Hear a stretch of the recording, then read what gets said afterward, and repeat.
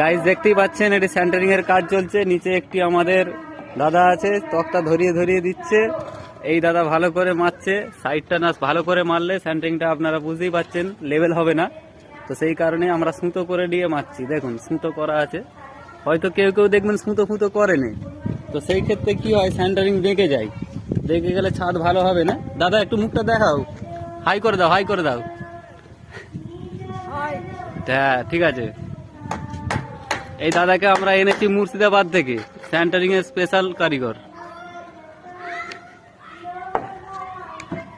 তাই তো। দেখতেই পাচ্ছেন কত বড় ছাদ। আমরা এসেছি, এটা কেরালায় কাজে এসেছি।